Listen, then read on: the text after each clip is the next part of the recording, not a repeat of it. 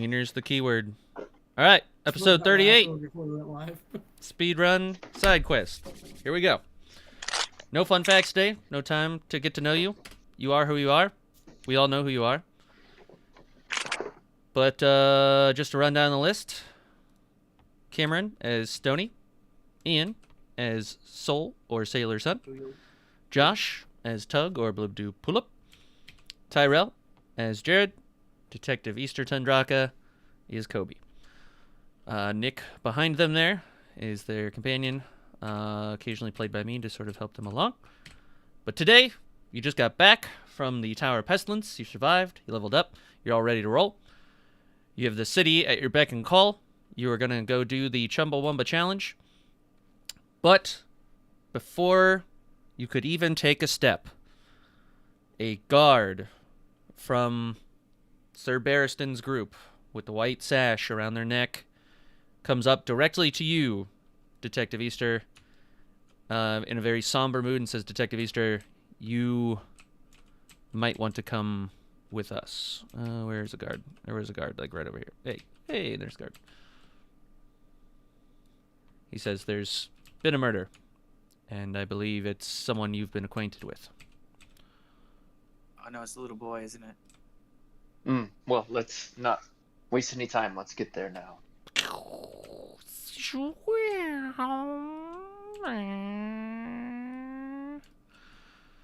Which one of these houses? Is that the sound of me running through the city? Yes.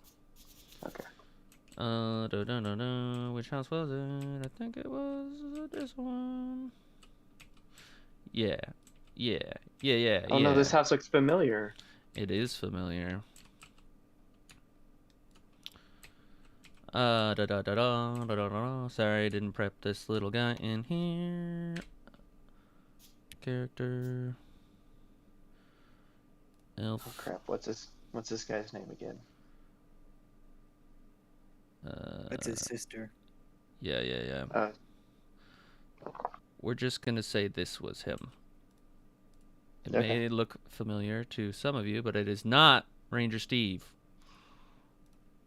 Oh no! So, you guys make it to the alleyway where you find. Oh, they're literally right here. This is them right there. I'm pretty sure. Yeah. So you're not dead. You're just gone. You're dead though. Is this the same alley that there was a murder in before? No. Gosh darn it. I just deleted him completely. Control Z.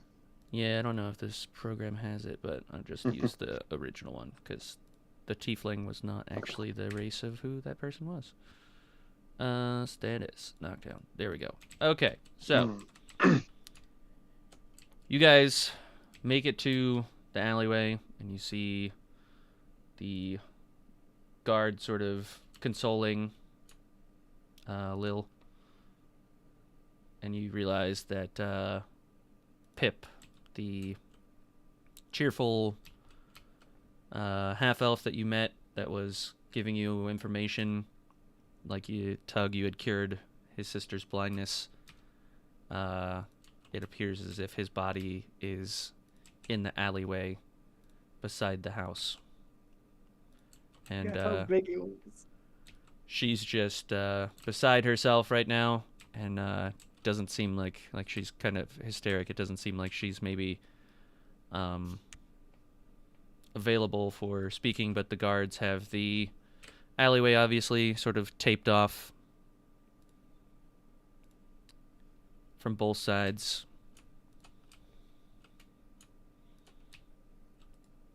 And they sort of permit you to enter any of those that wish to. Is everybody gonna check it out? I'll enter and check the body. Sure thing.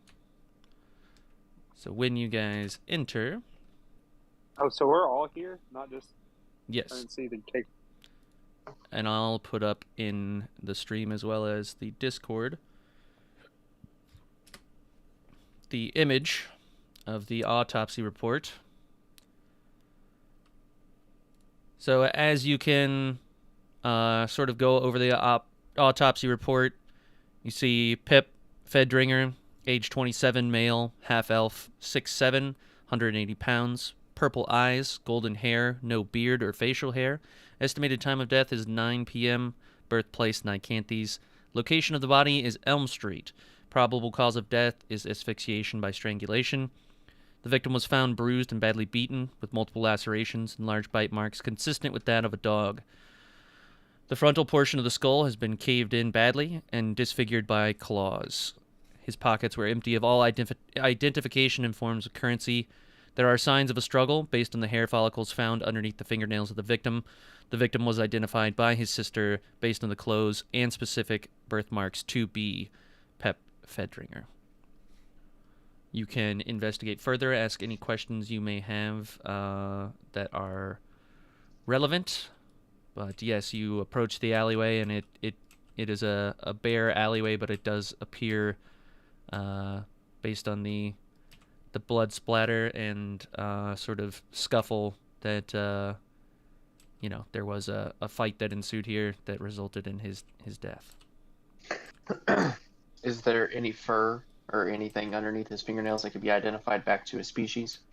Yes, there's very coarse, sort of brown, like deep brown fur in small portions, not a ton, but enough to get a few samples, good little pinch. But like I said, it's dark brown and coarse. I want to make sure I lock eyes with Easter, All right. and I want to playfully bite my teeth to him. Yes, you're thinking what I'm thinking, Sony. Get over here. Let me investigate your mouth to see if it had changed any. We can compare it to the bite marks.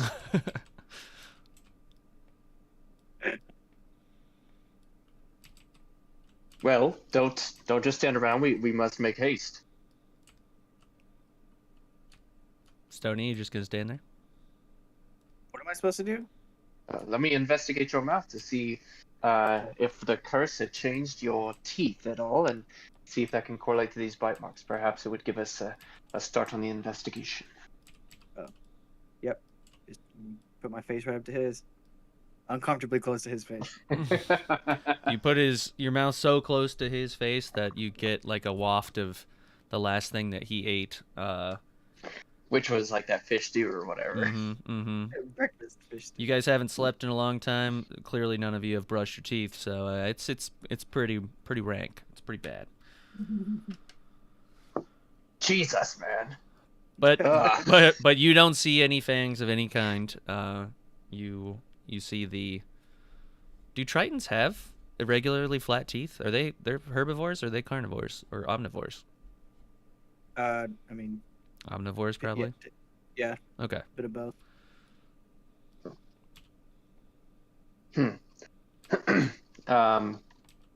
Does he have any sort of rings or anything like that No. tied around him, or anything with a twine or rope? Nope, no rings or any sort of jewelry of any kind. Like his sort of, commoner's clothes are a little roughed up. Some are torn around the edges and things like that. But all the pockets that you check are empty. He's just got his boots on and hemp shirt and pants, just a belt, and that's it. So he's been in the city. Is there any mud on his boots? Has he been out of town in the forest, perhaps? Nope, no mud on the boots. Just the sort of Okay. small lining of the grease that's on the streets, right? Like the sort of damp nature of the streets. Are we sure that he's dead? Does anybody have any silver we can? No, I'll tap him with my silver sword. And he doesn't respond. The body moves based on the force you're putting into it, but there's no you can Stabbed him. I did not stab him. No. But you can tell that the entire frontal portion of the skull and face has been caved in. Detective Easter, with your sort of passive perception, you can tell that these aren't in fact lacerations, but this is where the bite mark happened. It's as if whatever this was quite literally bit off the face of Pip.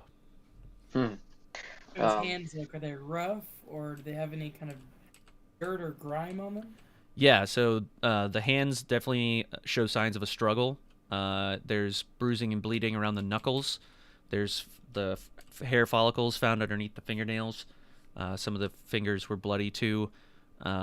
It appears as if he was pinned down, and his final moments he was strangulated. But he had been beaten up before that. You can see the many bruise marks.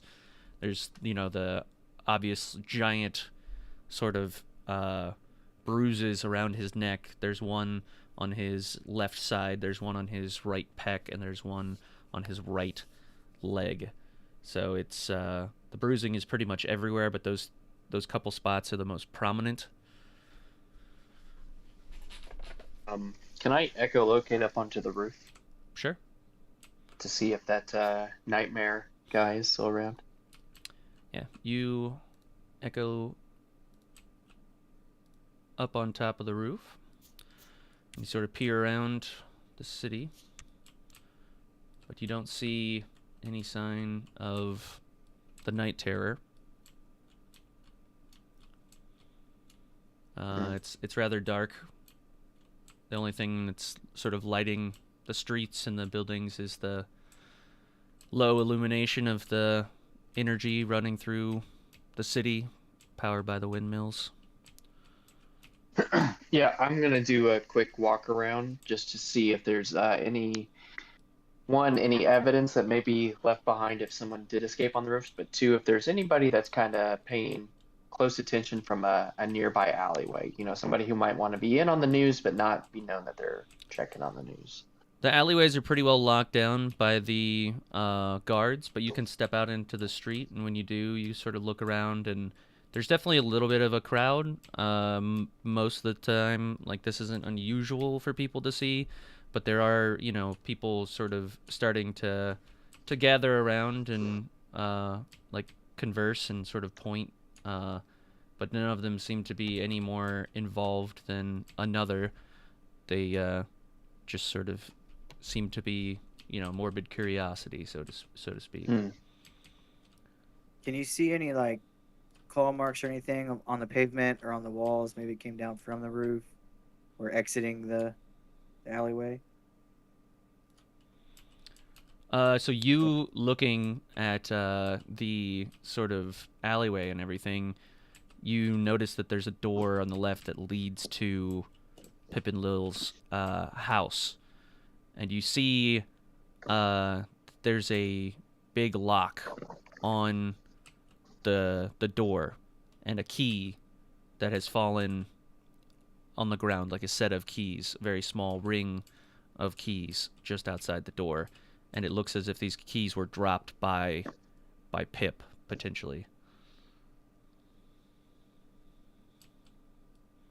I'm gonna walk over to Blib, Jared, and Nick. Okay. Start Tyrell.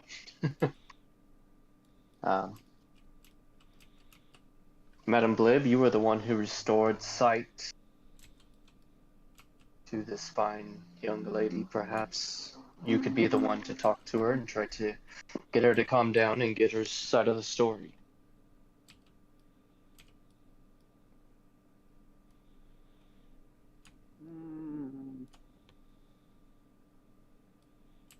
I can try. Well, okay. I'm gonna go back and go to the keys with Stony. Sure thing. You're back over there with Stony and Blib whenever you're ready to...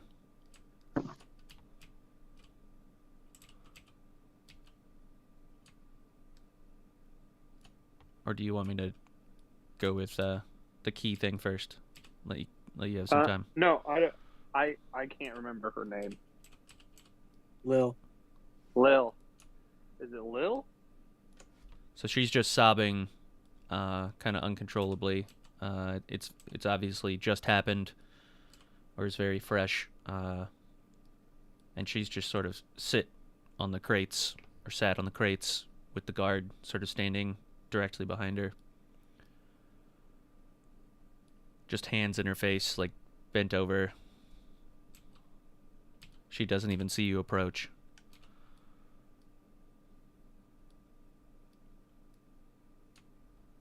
You there, Josh?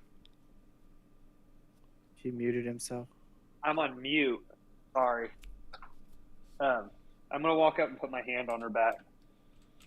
She sort of shudders a little bit at the touch and looks up from her hands and immediately just stands up and like wraps her arms around you and just starts sobbing, just crying. Yeah, I'm just gonna embrace her, stand there for a moment. She sobs and continues, and it's a long pause, and you can see she's like trying to work up to say words, and she says it was the lone knoll. It was the lone knoll. So, Uh. recalling back to when you first met Pip, he mentioned that he owed money to a lone knoll. Lone. Yeah, like a Yeah. loan shark, but this is a lone Yeah, knoll. Yeah. Yeah. GNOLL. GNOLL? I don't know. Whatever it said. Doesn't matter. Spelling. GNOLL. Yeah. I knew I thought it was the mafia, but I understand. Yeah, a lone knoll. Yes. Gotcha. And the guard immediately sort of speaks up. Says, well, if it was a loan that they came to retrieve, I'm afraid this may have been justified. Ma'am, can you tell us what your brother was owed to these debtors? She sort of turns and says, we paid them. We were done with our payments. We have the paperwork. He says, can you provide this paperwork? She sort of turns and looks back at you, Blib, and back at the guard and says, they took the paperwork and they burned it in front of me right in the fireplace right after they killed Pip. So it's in the fireplace. She sort of says again that they burned it in the fireplace, like it's ashes, it's gone. Oh. The guard It may says, not be. you're welcome to go and look if you want. But the guard sort of says, well, ma'am, if you can't provide proper documentation that you made these payments, I understand how things look, but loans are completely legal and fair trade here in the Nicanthes. I'm sorry for your brother's loss, but we cannot go based on the word of one person.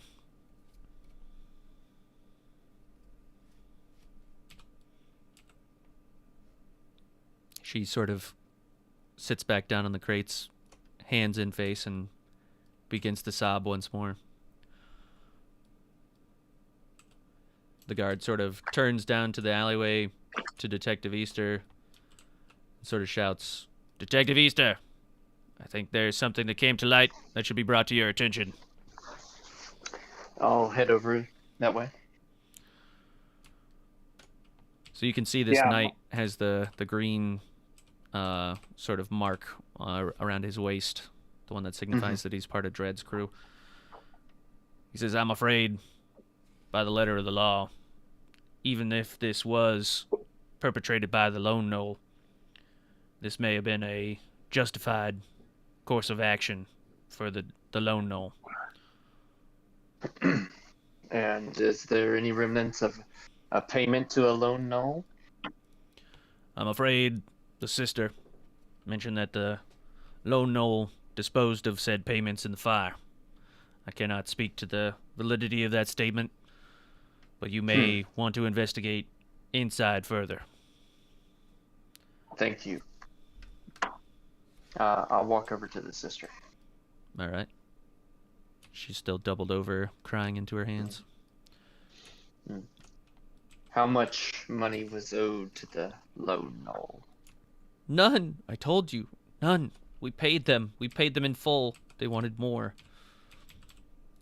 And how much did you pay them? How much was originally owed?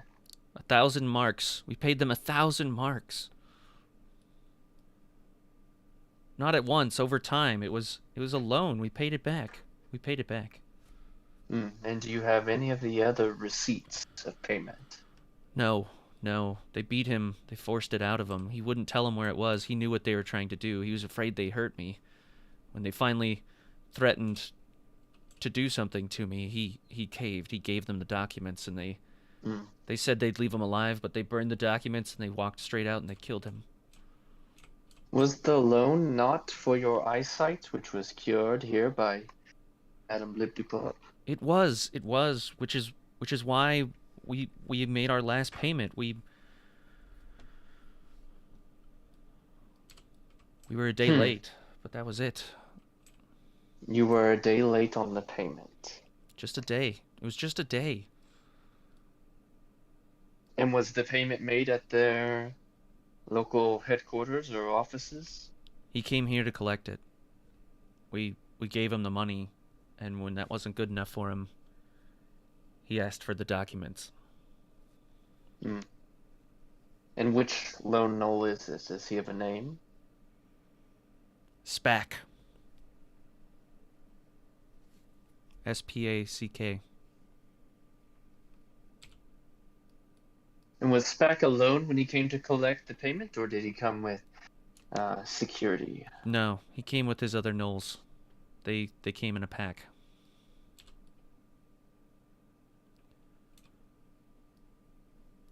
They're in the financial district.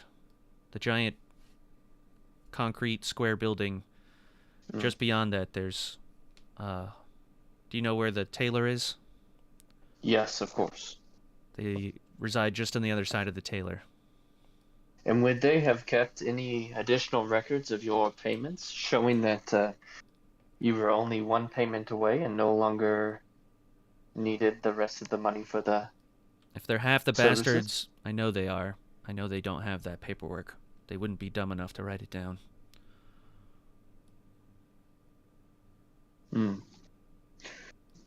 That's why you got to be careful with lone gnolls.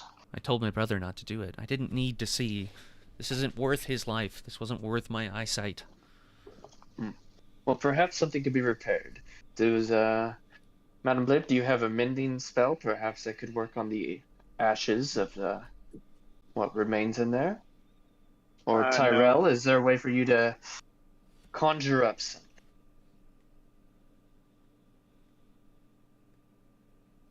The silent type. I understand. Sit over there and think about it.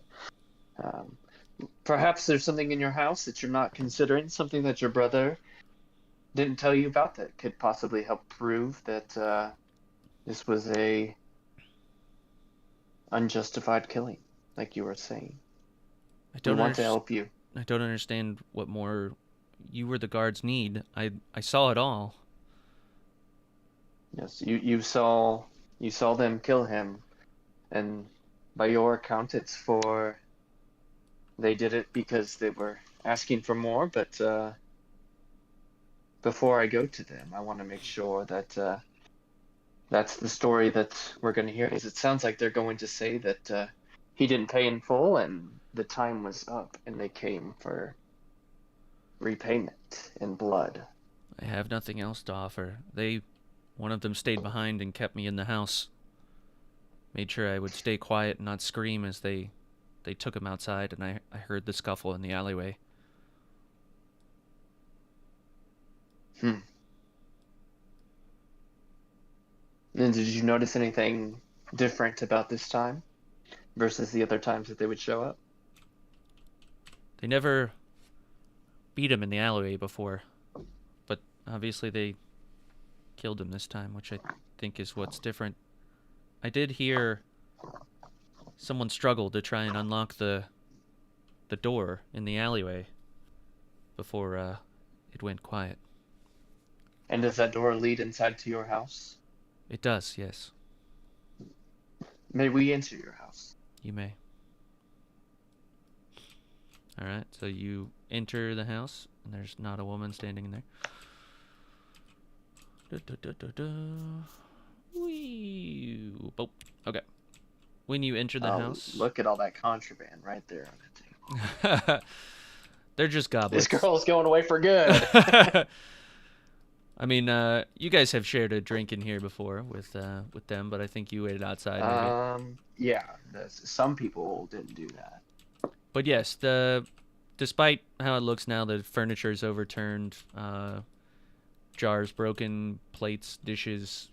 Obviously, they rummaged through a bunch of stuff before they found what they were after. But for the most part, it's a pretty normal looking house aside from the devastation sort of wrought upon it. But you look up on the second floor, same sort of thing, mattress overturned, drawers flung out, and it's just a pigsty. Zoo warriors, would you mind helping me search this place for any clues? I know that you guys all have an experience in searching for clues at places after our trip to the lighthouse. Yeah, no, I'll walk right in. All right. Are you going to the first or second floor? I'm gonna go to the second floor.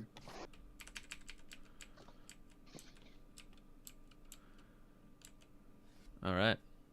So here I'm on gonna go this. right to her bedroom. Okay, that's also up there. We'll just use you guys as sort of markers here. But yes, Soul and Stony, you guys make it up to the second floor. You see the sort of smoldering leftovers, the remnants of the fire that was burning, that has since died out because she has stopped tending it. There's a mess, like I described to Detective Easter. The mattresses are overturned, the drawers are opened, and the contents spread across the floor.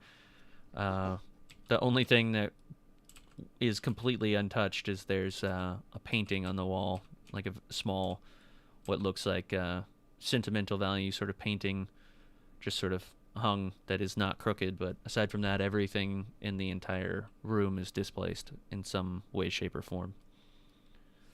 Interesting that this painting seems to be perfectly fine.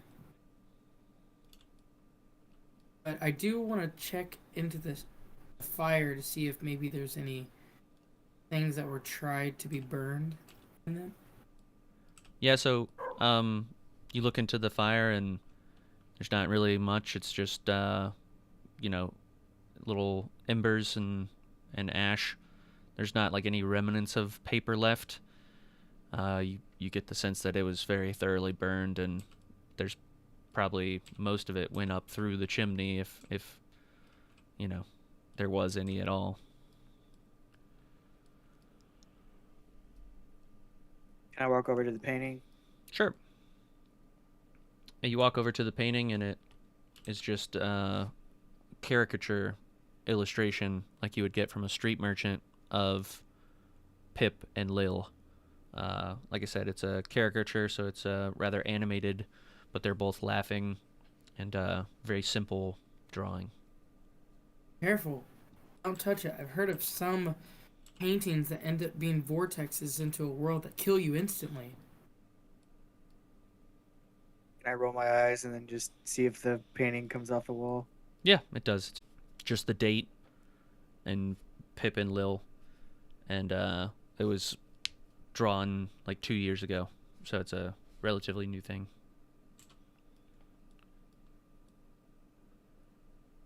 Is there anything else that's like detailed in the caricature besides them two?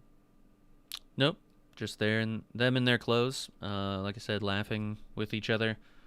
But they're not wearing anything discernible or anything with any particular emphasis on it. It's just a momentum, or a memento. Sorry. All right, I'm gonna put it back. All right. Do you make it crooked or you set it straight? Set it straight. All right. Is the painting, when it's set straight and back up, Mm-hmm. looking at anything particular on the opposite wall or on the fireplace, or is there anything? No, they're both sort of looking at each other in the caricature. But that's it. They're not pointing in any specific direction, or there's no secret lever behind the painting or anything. Does there seem to be any kind of crease behind the wall that potentially it is a hollow part behind it? Crease behind the wall? What are you? As Sorry. in, like, you can tell that someone has kind of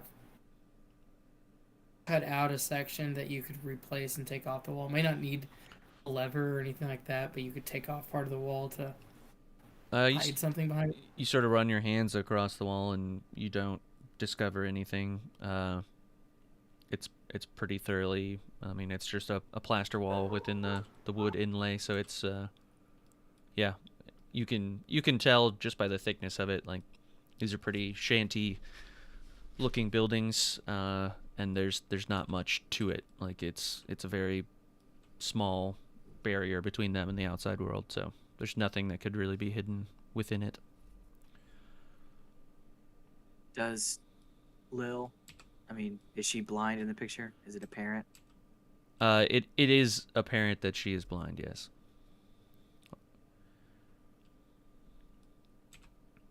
Just based on her and the fashion in which she's looking at Pip. It's not quite direct eye contact, but to, again, reiterate your question earlier, her eyes are not pointed towards something else in the room.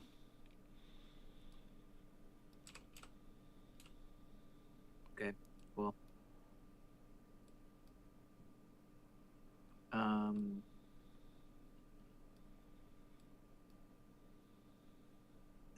I mean, I don't know. I feel like she would have told us probably if something was hidden in here. But do any of the stones around the fireplace look like they can be removed? So you sort of go and tap all the stones around the fireplace, flip any of the ones that look like they may be, but it's all solid. There's nothing there. It's just a stone fireplace. Nothing like the one that you encountered at the lighthouse or anything. Stoney, what do you think? Do you think there's anything ominous or different in here? Do you think we should maybe trapeze downstairs to see how everyone else is doing? Yeah, I mean, I imagine if something was hidden, Lil would know about it up here.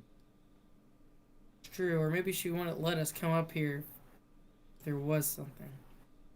Alright, let's go back downstairs. Alright. Christian, can I just do a search of downstairs looking for any information related to this case? Sure. Anything that would be important to, a lone null? Give me a perception check. Okay. This is going to be a good one. I got a total of 25. All right. You notice one of the fire pokers is missing off of the wall. It's the only article that's missing from the set of the tools. And that seems to stick out to you. But aside from that, everything else in the room, it's almost impossible to tell with all the furniture and dishware and everything thrown across the room. It's just a total mess. There's no real rhyme or reason to it.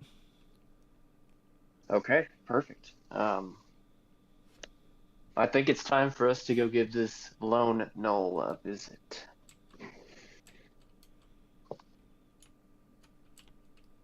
The guard sort of steps up again and says, what shall we do with the body?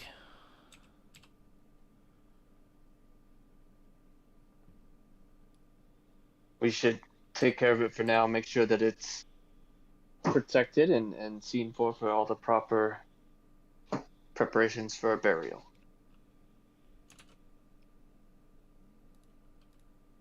Very well. I will see to it. So he sort of rounds the corner and heads off to do so. Lil sort of walks towards the door sill and walks in and sort of just has this look of like, what now? But you guys know where the Lone Knoll place is if you want to head that direction.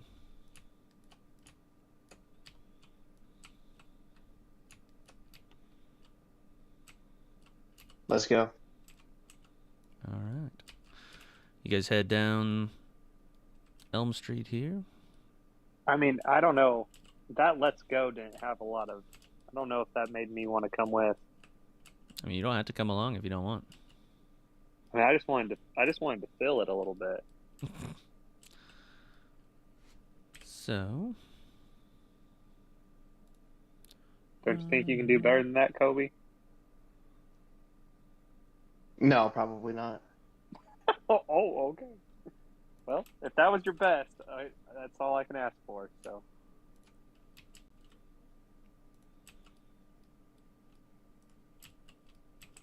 So you guys make your way downtown. Beep boop. Beep boop.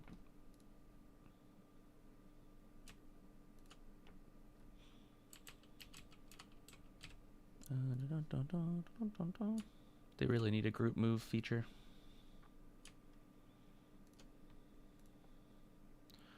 All right. Have you Googled it? It's not a feature yet, yeah. Uh, But you guys make your way and directly across from the, maybe not directly across, but pretty darn close. The enormous flat stone bank with just the one doorway on it, like one sealed doorway across from the bank. You see two gnolls standing directly outside, sort of arms folded, rather menacing figures, tall even by you guys' standards, almost as tall as the doors themselves. And as you approach, they both sort of move to be directly in front of the door. One of them sort of snaps their jaws at you. The other one sort of barks out a, "What do you want?" Do they look like they have brown fur? They have different sort of colors. So one's kind of like a patchy looking, like tan with brown spots. The other one's lighter, sort of blonde with maybe hints of orange in it. But they look like giant hyenas of some kind. Bipedal, though, obviously. The gnolls are much more humanoid.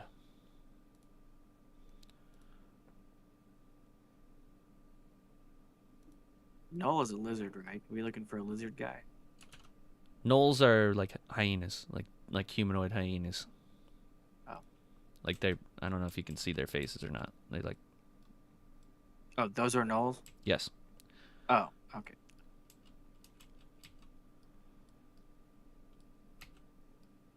The other one barks again, and you can tell that he's swearing at you or something. And the other one again says, "State your business." We're here to speak with the lone guy.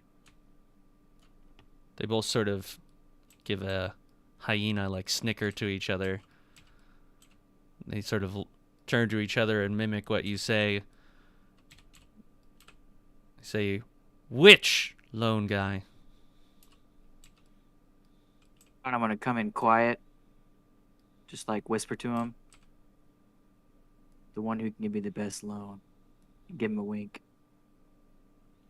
They sort of look at each other again and say, "If you're going in to make a deal, Oh, you leave sorry. your weapons outside." Do what with what? He said, "If you're going in to make a deal, you leave your weapons with us outside." Alright, here you go. Hand him my trident. All right. Hmm. He sort of takes the trident and slings his own weapon, and he sort of has a firm grasp on it and sort of nods and says, "All right, you can go in." The other gnoll, the one that was barking at you, is going to be your escort. He sort of lets you approach, and he sort of extends his other hand, and you see it has a chain on it, and it's handcuffed to his wrist and he's got an open link, and he's asking for your wrist. Oh, you want to hold my hand? Okay. The I'm one gonna at try and the grab for his hand. door sort of says, "No funny business. You put the link on, you go inside. If you don't want a loan, you stay out here."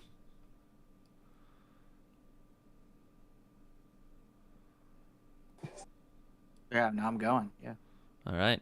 He clasps the iron, like, wristlet on your wrist, and the chain's probably only about, I don't know, 3 feet long or whatever, but it's chained to his left arm and your right arm. So you guys make your way inside. Before you guys make it any further, or before you make it any farther, the lone knoll by the door says, "Anybody else?" Well, I'm going to enter, but I'm going to keep my weapons on me. And who, might I ask, are you that you get to keep your weapons? I am Detective Easter, Keeper of Justice of Night Counties. I am here on official business. Sort of says, "Very well. You may enter." I'm gonna enter too. Mine's not a weapon. I have a bum leg, and so it helps me walk. Go ahead and give me a charisma roll.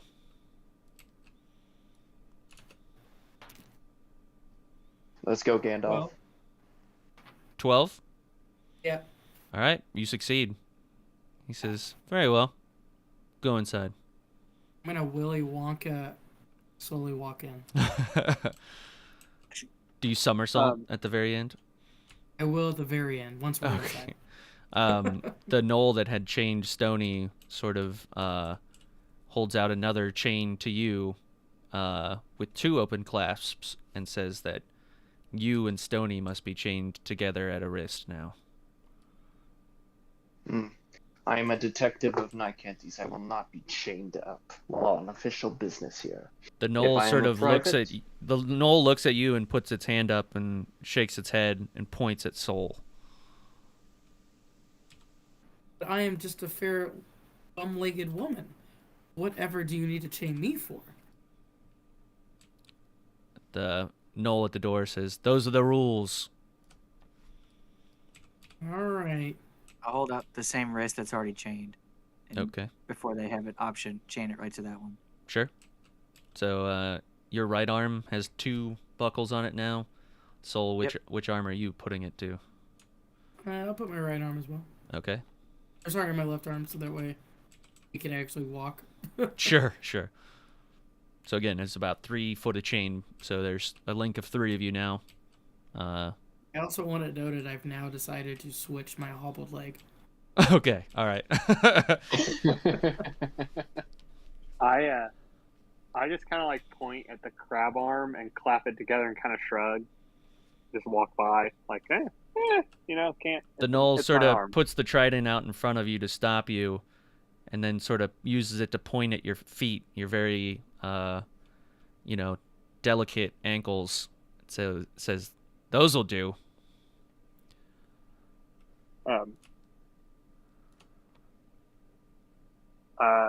I mean, I have another good arm. I never thought I was just. He says, "But your weapons stay back here with me."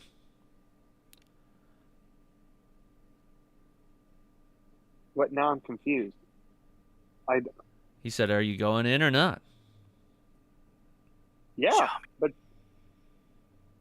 If you're But this going is my- in, then I'm this is taking my- your weapons. I don't have any weapons. Really? So you don't mind if I take your bag of holding there? You said weapons. You never said I can't have a bag. You never go through a lady's purse. I'm about 3 seconds away from not letting you in. If you're gonna do any funny business, there's no need for you to go inside with your friends. You don't look like the financial type anyways. While all this is going on, can I try to just sneak in? Sure. Act like assuming like I'm just walking in. They never even saw you, Tyrell. That's perfect. But yeah, where are you sneaking in? So, sort of looking around, you can see that the rooftops are very close to each other. There's shingles over every window. The streets are all about the same width apart. It's just a set of like a couple buildings, 6 buildings, all sort of right next to each other. But you can go down the alleyway and look. You can see what else you might be able to see through the windows, or you can try and, it's up to you. I'm just giving you the I layout. always like going around the edges, staying out of the core areas. Yeah. So, It's a well-lit, like, well-decorated financial district. I mean, these are fancy houses. These are much better than the normal residential ones that you saw. But there is a lot of, like, ornate stone and sort of, like, iron, like chandeliers, so to speak, like electric chandeliers. And the hooks that are on them, much like the ones that are down below you, are up above, too. More decorative, but they look like they might be a good hold for something. I see. But yeah, you circumnavigate the house once, and there are the same iron rods on all the houses around, but you notice that you are in a pretty well lit place here in the alleyway. There are people walking to and from all through the district. It's night, so it's not super busy, but at any given time there's about 4 people that could see you or so. Okay. This is lit. Do you want me to jump back to them while you decide what to do, Yeah, or? yeah, yeah. Okay. So again, Noel sort of takes the trident this time and points it at you this time. Says, "I could use a little lobster dinner. You can leave your weapons here with me and go inside with your friends. Chain that anklet right to that fine leg of yours, or you can stay out here and chit-chat with me." I mean, this is a thrilling conversation. I mean, I may just stay out here with you, big fella. Sounds like a plan. How about your other friend over there? Nick sort of turns and says, I'm gonna go actually. I'll catch up with you later, Tug." No, I'm going to. Okay, you're I don't- leaving with him. All right. So Nick sort of walks down around the corner, doesn't enter the alleyway that Tyrell snuck down, but he sort of makes his way to the right and down the alleyway. You're just following him at this point. He doesn't ever turn around to look, but as soon as he rounds the corner, he sort of looks to his right, and he sees Tyrell, and he sort of whistles down the alleyway. Tyrell, you hear a whistle of some kind. You turn around, you see Nick and Tug in the alleyway. I wave with my lobster arm. There's a passerby that sort of is walking and sort of stops and looks at you and sort of like kind of puts their hand up and then realizes that you're waving to someone else and sort of embarrassingly like darts down the alleyway. I wave more aggressively when I see this out of the corner of my eye. I want them to wave back. Now they think I'm waving at them. As you are aggressively waving at them, the person just sort of looks at you with this dumbfounded look, like there's no way in hell they've ever seen you in their entire life, and they just slowly sort of turn and head down the alleyway. They sort of pick up their pace a little bit. It's late. There's strangers on the street, and you're a scary fellow. Well, I say, bless you. You see them sort of jump a little bit and quicken their pace again as they finally round the corner and out of your sight. Get out of sight, Mhm. out of your shot. But yeah, so the group that's inside. Side note, that was a very beautiful street alleyway area, Christian. Good job. Oh, thanks. I tried. Christian, these handcuffs, essentially that they were put in at the chains there, do those locks look like they'd be open with standard issue Keepers of Justice handcuff locks? They do not look like the ones that you have in your possession, but you know, it's kind of, from what you can tell, these are custom made. These are something that they have made just for them. They wouldn't use the same kind that at least not these. Like they're very protective, as you can tell here. Gotcha. Okay. All right. I'm sorry, but I need to use the restroom real quick. I'll be right back.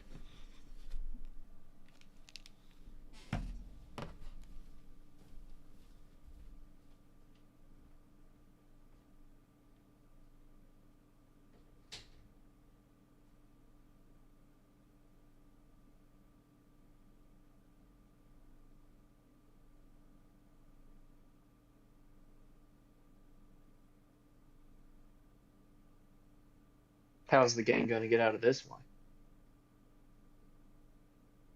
You guys are all caught up in these chains here. Everyone.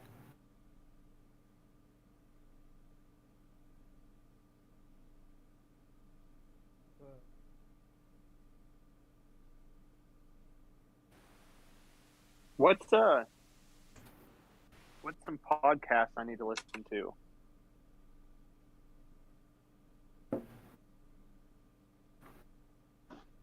Jared. 2 bears, 1 stone. You should listen to the What Is Money podcast by Robert Breedlove. I want to find a good history one. It's about the history of money.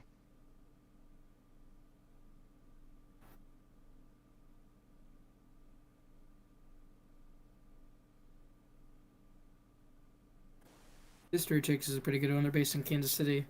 And it talks about all females in history that kind of get bypassed over, but still pretty good. What's it called? Called History Chicks. History Chicks? Yeah. I'll write it down. They do like a whole thing on like Cleopatra and like Abigail Adams and just like famous historical women that don't get enough focus, so they go into kind of extra detail about it. Tell great stories too. Bert was talking about one. I need to go back and rewind it and see who he was talking about. But he was talking about one that I would probably like because I have the same taste as him. But I'm open to any of it. I just love history. Yeah. And I mean, my dad's been gone, and I've been listening to just as many podcasts as I can, and like it makes the day go by so fast. It's amazing how, and it doesn't have to be up. It doesn't have to be up that loud. Like these are noise deadening, so my ears don't even ring at the end of the day. Yeah, I noticed you were in your work van by yourself. Did you see me? Yeah. Jared, you're really low. I wonder if it's on my side. I can't hear him hardly at all. Okay. Looks like it was picking up way too much, so I turned it down. Oh no, I thought he was just in character. That's how I snuck by. That's you could go down like 2 clicks, Jared, but you're pretty good now. Oh no. Oh, you're fine. It doesn't bother me. You do whatever. Where were you? When did I drive by you? It was I left work late, so it was like 5:32 crossing. I guess it was, you had already passed, you were going west on Battlefield, you had already passed Kansas Expressway because I was coming up on the turn. I have returned. Oh. I missed you. Oh, well, don't worry. I'm back now. Okay. So, as you guys sort of get in the room and sort of arc out, all about 3 feet from one another, you see another Knoll enter, and then sort of usher or open his hand for, what did I say this fellow's name was again? I don't believe you ever did. I did. That's a weird name. Start with an S Josh. or something. I don't know. It's like Sket or something, or I don't know. Skeet. Sure, Skeet. So this sort of menacing-looking figure, missing an eye, all the typical scars, and sort of pridefully displayed battle scars on the chest through a rather fanciful jerkin. It looks like it was well tailored to him. He sort of says, "Please, please sit down. What can I do for you?" Excuse me. Well, no, it's not necessarily what I'm looking for business today, but I'm inquiring about an open investigation. And I need to know about your recovery records recently. About any ongoing payments. Why, of course. Spot, would you mind running upstairs and getting the paperwork for Detective Easter. Easter? Thank you. I'm not sure we've been acquainted, Detective Easter. My name is Skeet. The other Pleasure. Noel goes around the corner and up the stairs to get the paperwork. He sort of says, "Can I interest any of you in a glass of root beer?"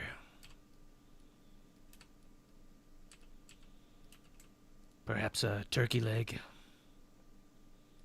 I will pass, thank you. Is there a table that I can sit down at and be able to examine these papers under light? There's a chair right in front of you with a nightstand. Will that suffice?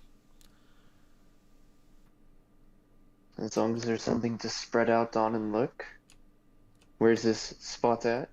So you move up to the chair. Oh, right here in the middle? Yeah. Is there a place where I'm not bothered by so much talk? Perhaps just around the corner, a little separate room or something? You may go in the kitchen once my employee returns with the paperwork. The kitchen table should suffice to give you enough room and privacy. Thank you. So, just as he's finishing that, sure enough, the Spot the Knoll comes down and ushers you into the kitchen table. You kind of have to clear off some dinner stuff, but you make your way to the dinner table with the documents. Yeah, can I look around this room a little bit, see if there's anything that seems out of place or illegal? It looks like just a quick scan. Yeah, it looks pretty normal. There's some very fine artwork on the walls. There's very nice candelabras. The food looks excellent and exquisite. Nice red sort of curtains. It's not particularly well lit, but yeah, the food is still warm. It looks as if you guys came in the middle of some, dinner or something, but off to the right you can see the door into the kitchen. But yeah, no idea what's behind that door aside from the smells emanating from it. But And does this guy look like he has any scarring on him that's very new, missing patches of fur? no, not based on his appearance. He appears to be one of the more sort of less brutish looking gnolls, as best as he can be anyways. You can tell that he's the one that typically deals with the paperwork and such, and he sort of spreads all the folders and binders out and sort of points to this one with one of his claws and says, "This is this month's transactions." Okay. And the rest of the time, Christian, I want to be passively looking for a fire poker. On your way past the fireplace into the kitchen, there are fire pokers and a shovel and a broom, but all of them are in place. There's nothing missing from those hooks. Okay. Did it look like there was an extra one? There wasn't an extra one by there, no. Okay. You look, and I mean, all of these are kind of uniform, but you can tell that these are of a nicer quality than the ones you saw in the home of Pip and Lil. Okay. Well, I'll go through the books while they're talking.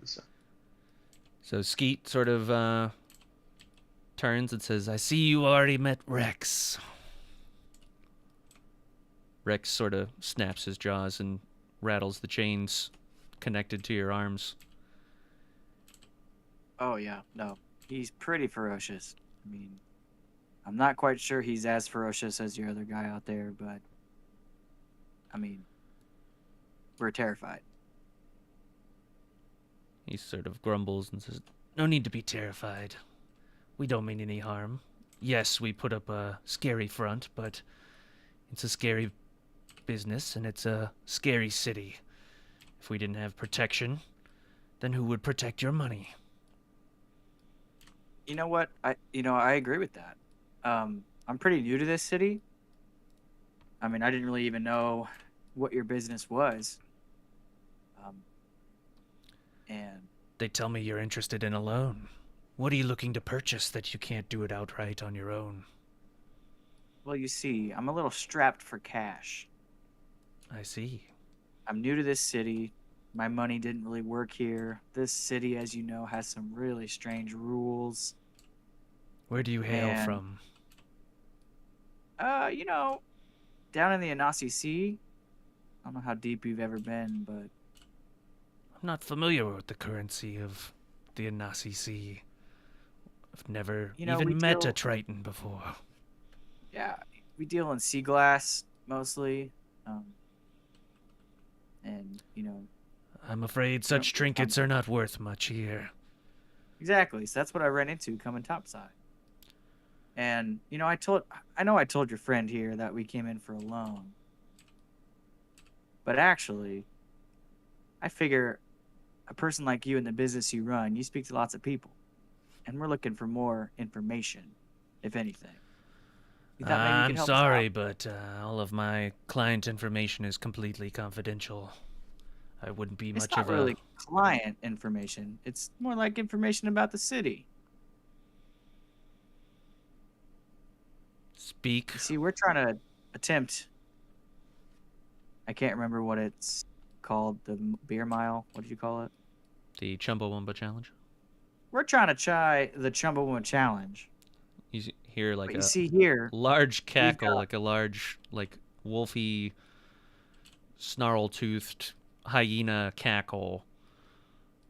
And he says, "Please go on, please." well, I mean, you seem to be pretty amused by the situation. Have you ever done it before?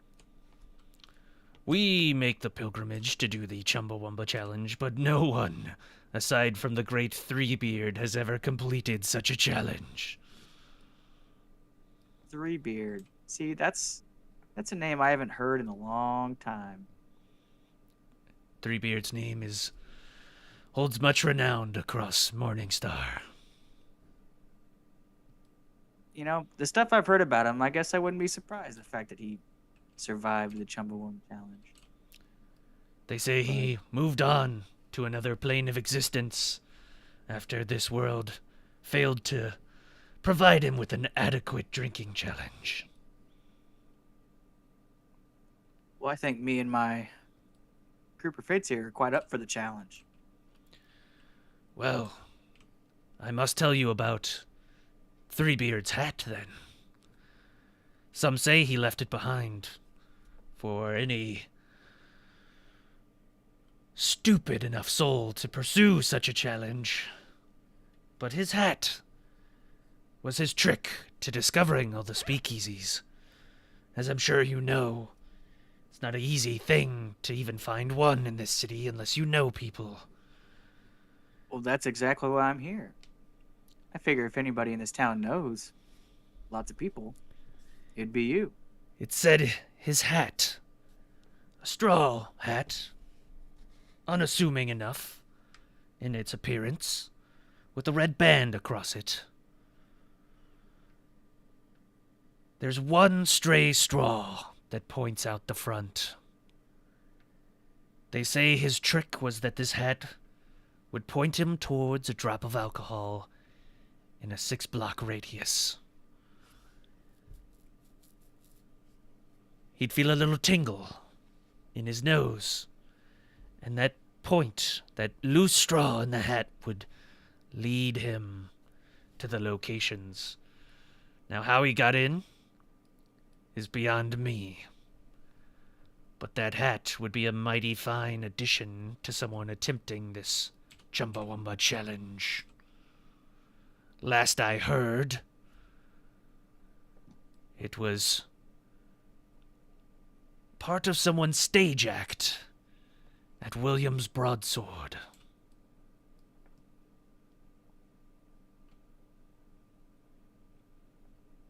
Is that a known act here in town? William's Broadsword is a fine, upstanding establishment located next to the Emerald Theater. It's where all the actors go after the show. I see. You see Skeet sort of put his hand out. And he sort of waves his paw inward. He kind of... Beckoning me? You approach closer. He says, "Thank you for your payment, please." And he sort of shakes his paw again, like he's expecting you to pay him for this information.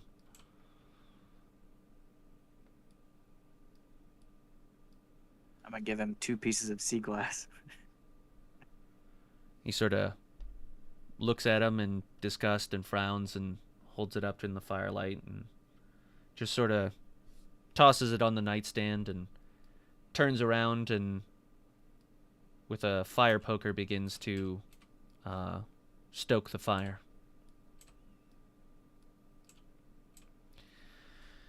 If all you came for was information, I'm afraid I have no more than that. Is there anything else I can do for you? He sort of has his back to you as he stokes the fire. What about your friend?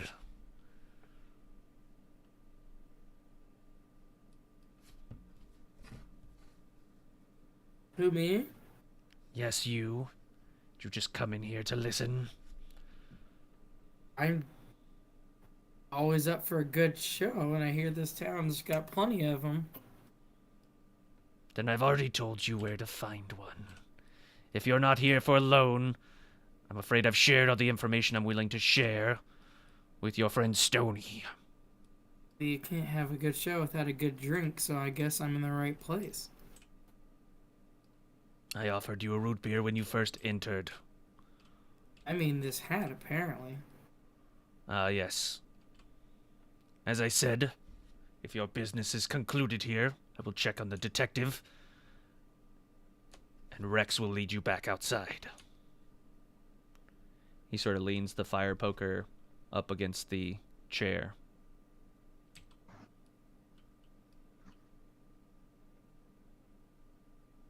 He says, well, Well, I mean, I can't help but notice your collection of fire pokers you have. what business is of yours? What I we have. ran into quite the blacksmith in a small town outside the city. And he had a fine way of twisting metal. I don't. And some of those look pretty familiar. This fire poker looks familiar to you. Well, yeah, the way it's designed. I've never paid much attention to such things.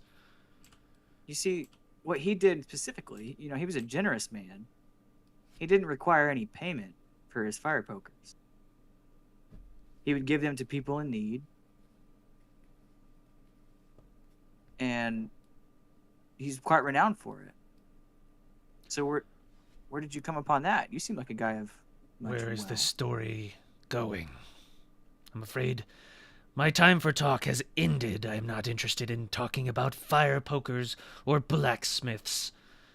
You came in here under the notion that you were here to do business.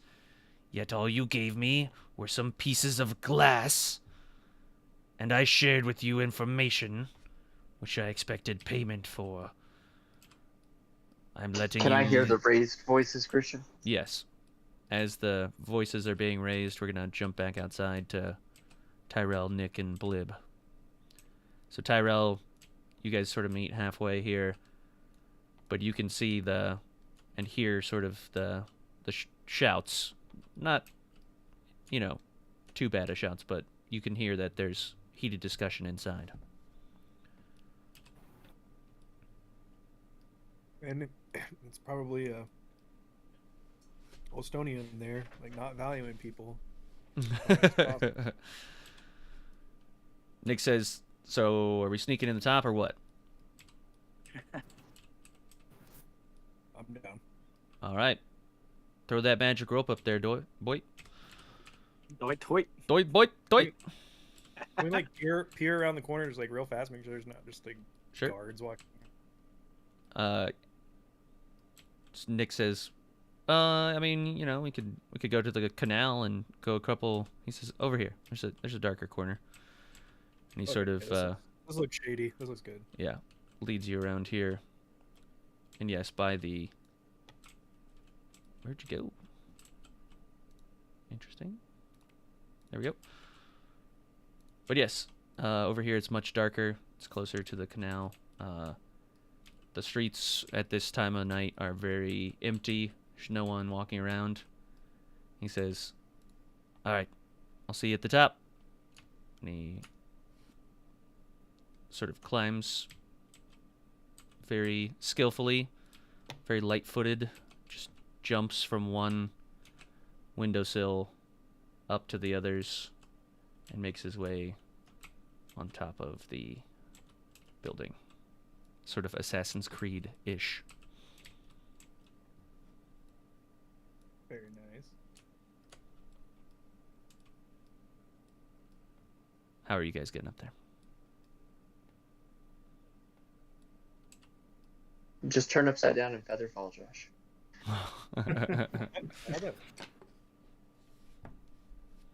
Yeah, I'll try that. Okay. There's the awnings, which required a bit of jumping, but you also see these columns that look like they may provide some good handholds. Oh no, I was just going to try to turn upside down and see if I could feather fall up. The only thing you manage to do is just softly fall to the ground as you realize that that's not how it works. No. Typically, you do a handstand like that, or you would have, fallen a lot harder, but you just lightfully float to the ground. I mean, A soft reminder, yeah. I'm like a feather, feather. Yeah, if we're climbing the building, I'll give it a try. All right. Where are you gonna just try and jump up, like Nick did, or are you gonna try and climb the columns? I mean, the awnings and then the handholds. You said there were some decent looking handholds. Yeah, the decent looking handholds are on the columns. The awnings are just like from here to... I don't know why they're not on these second story ones, but he just jumped from the awnings. I'll try the columns. If only someone had a rope. Okay, there it is. I was gonna let you struggle. Like, I don't know. Why don't you hold this rope while you walk up that? So I have you can tie it down for me at the top, and I can just use the rope. Yeah, or you could just use the rope to, Is there something I can shoot this rope and latch to? Because I also don't want to be standing down here like Yes, suspicious. there's the many iron lantern rods that adorn the building. And then we'll use feather fall so we can fall up. Yeah.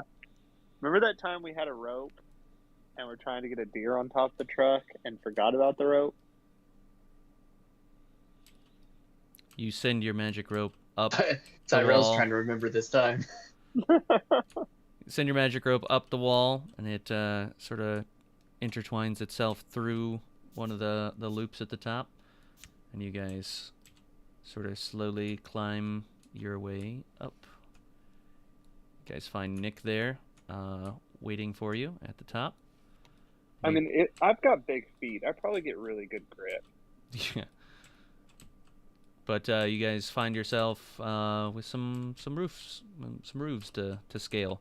So if you guys are gonna go across, you're gonna need to jump or find some other means. But Nick just very easily jumps light-footedly between the buildings and sort of lands on the building just across from.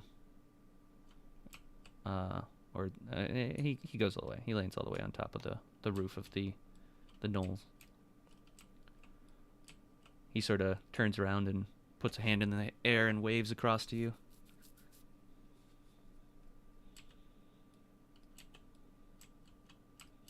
You get the sense Nick is much better on land than water. Okay.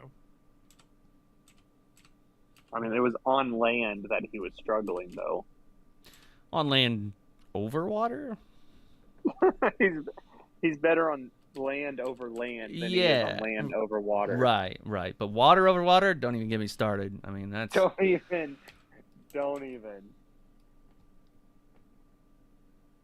Tug? Tyrell? Are you guys jumping, or are you doing something else? If you're jumping... Oh, yeah, I have no fear. If you're... I okay. jump like an elk. Give me an acrobatics check. And it's a 2. I jump like a small bunny. I mean, it doesn't matter. I have no fear. There's no fear here, so there's no hesitation. There's just a... It's fine. I still need an acrobatics, which is I'm a rolling. dexterity check. 15. Okay. You make the jump. You're careful to land not on the spiked sort of ridges. You run across the other rooftop, and you jump again. Give me another roll. Oh. Son of a gun.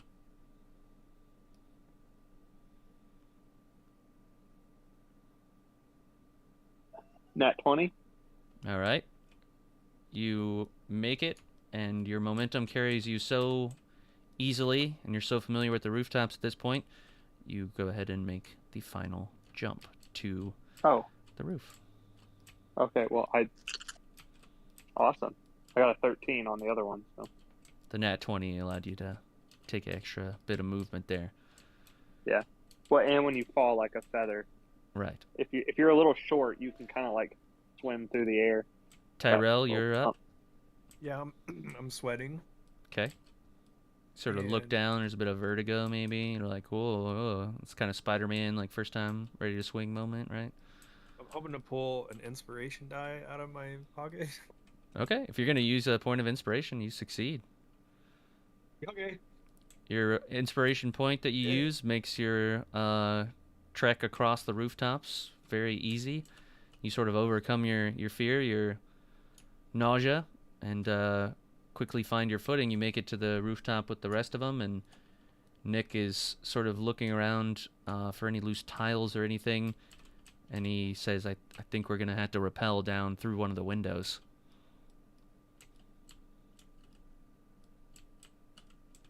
I totally brought my rope with me, too. He says, it's a magic rope. It's always with you, right? He says, look, it's right there on your hip. Oh, okay. It must have detached and come with you just naturally. Okay, cool. I want to be pretty careful, like, lowering it down so I can just see it, like, cinematically, the rope's slowly lowering it down the window. So there's 3 stories to this building. There's like the sort of attic, like little windows, and then there's the actual full-on windows with the awnings. And then there's obviously 4 sides. Which side do you want to lower down into?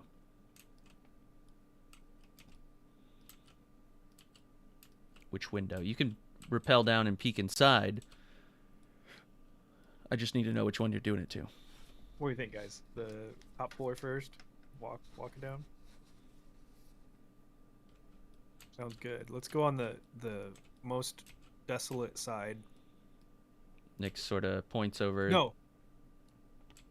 And he sort of pauses. Says what? Actually, windows that are probably unlocked are going to be ones that are facing like the crowds because they're pretty. It's good thinking. Okay, inner side, like I guess that'd be east from us, so kind of where we jumped from, I think. So this is like the inside of the courtyard, which is where the windows would probably be Ooh. unlocked.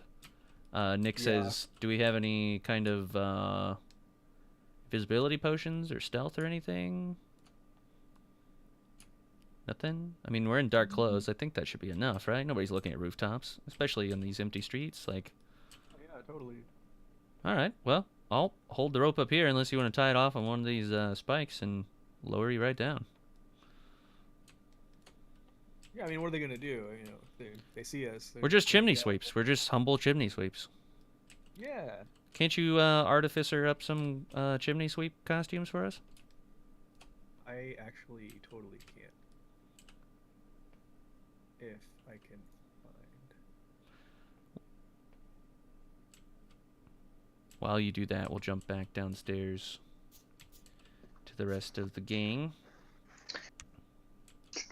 Detective So Easter, obviously, yeah, I we're was, catching I up was with you. searching for Pip, but I also wanted to see if any Tundraka end up on this list as well. But primary thing is, what about Pip and his sister Lil and the payments there? Yeah. So, you go through the ledger. You don't see any Tundraka. You don't know if that's like a they don't serve Tundraka kind of thing, or if Tundraka have been warned off of low knolls, or they're just smarter than that because they don't have a bunch of money to begin with. But you do find Pip and Lil in the ledger, and it appears as if they were short one payment. Their collection was due yesterday, but it doesn't appear as if there's any documentation as to that they had collected it yet. Okay, and how much was owed for this last payment? The last payment was just 10 marks. 10 marks. Your total loan was 1,000 marks? Yes. Or 10,000? Just 1,000 total, and the last payment was 10 marks. Okay, and how many other?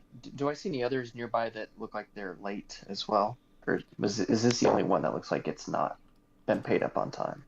So they're sort of like highlighted in like a degree, right? So the ones that are getting closer to, but you go through the list and you see that there's a ton. It's a big ledger. Most of them are around that are around a day late are also blank. They haven't been recovered yet, like they haven't been retrieved. But you can see there's a small segment, most notably marked today, that they did receive payments from some people, and it does indicate that they are in the same district as Pip and Lil, but not direct neighbors. Okay, so same district paid up today. Yes, so there are people from that district, but there are still people in that district that are not paid and are only a day past as well. So Okay. Pip and Lil are not the only ones, but they were in that district collecting at the time. Okay. I'm gonna walk out the other way into the room. Like this way? Yeah. Okay. And let me know if I see any fire pokers up against the wall. You see a little fire blower thing, but yeah, you don't notice any fire pokers. You see Rex sort of turn and step up as you're approaching like the backside of Skeet, and he sort of growls at you. And Skeet sort of turns around, says, "Detective, did you find everything you needed?" I certainly hope so, but I have a few more questions if your guard will let me pass by. I apologize, I came out the wrong door. Silly of me, I've been up for a couple worries. days. Rex was just leaving with these fine citizens. Rex sort of turns around and nudges you, Stony, to move out the door. But Soul, you're sort of the lead of the chain here. And while that's going on, I guess I'll approach and Do I see this fire poker there? You see one leaning against the chair, yes. You see, there were a couple issues, Skeet, with your books, and Issues. yes, Do tell. well, I'm certain you can tell if certain things are shorts or if things get overpaid, and perhaps don't make it to the records. That would also be an issue, would it not? I believe we call that theft. You may check our account. I promise you the amount in that ledger is the same that's in our account. Well, okay. But I'm here today because somebody paid their price in blood, over 10 marks owed to you. And not just some blood, their whole life. What business is it of mine that someone... There are many number of people in this city that owe me money. It's not my business to know every tiny little fish that gets gutted over some street fight. And is it the typical policy here to gut somebody over 10 marks missing? Even if it's just late one day? It wouldn't be worth the paperwork. Wouldn't be worth the paperwork, you say? Yet that is why I am here. I am here because somebody has been gutted, as you said, more or less torn apart. Are you going to continue to speak in riddles or share with me who this person is? Yes. This is Pip. Have you ever heard of him? Ah, yes, I have. Funny little half-elf. He and his sister owe me 10 marks. I mean to collect it tomorrow. You mean to tell me that he and his sister are dead? Some sibling feud or spat? It's a shame. It was not some They were so sibling close. feud or spat. And I'm surprised that you would know exactly how close they were. What was the nature of their loan? Detective, I know my ledgers. I run a business here. It is my job to know. I wouldn't be much of a business knoll if I didn't know every single number in that book. And so you would know if numbers weren't paid, but would you also know if numbers were paid and didn't make it to the books? If you mean to tell me that some of my employees are skimming off the top, I'd like to know names and evidence of that. And would it surprise you that perhaps other items of yours, I would imagine somebody who keeps a ledger, keeps a tight ship around here, and would know if something is added to their inventory, when in fact their inventory shows itself as full already? What item are you speaking of? Well, it just so happens that when I went to go investigate the murder of Pip, there was an item missing from his house. And it just so happens that you have a complete stack, fully lined up, of fire pokers against the wall over there. And yet I find an extra one, an extra piece of the inventory right here. And there was a missing fire poker from Pim's house. So you see him go into like a quick movement, and he looks at the fire poker at the chair, and he turns the corner to look at where his fire poker is, and then he looks into the kitchen at Spot. And Spot looks back at him, and he sort of very calmly puts his hands behind his back, and he says, "Spot, come here." Spot sort of turns his head and approaches. Skeet sort of turns to Spot and says, "Would you like to explain to me where this fire poker came from?" Spot sort of looks at the fire poker and looks at you, Detective Easter, and he sort of looks at the full set of fire pokers, and he sort of looks back and says, "I don't know. I'm unclear where a fire poker would have come from, but Do not Apologies. lie. And I'm gonna use an intimidation roll. All right, go ahead and give me an intimidation roll. Okay. I get a total of 11, but if that doesn't work, I'm going to use my draconic reroll on it. So let me know if that doesn't work. It fails, but Skeet takes Spot and sort of grabs him by the collar that's around his neck and sort of puts his foot on his shoulder and sort of presses him down into the ground while pulling up on the chain, sort of choking him. And you see Spot sort of grab the collar around his neck, and Skeet sort of says, "Have you been skimming off the top? Are you giving my business a bad name?"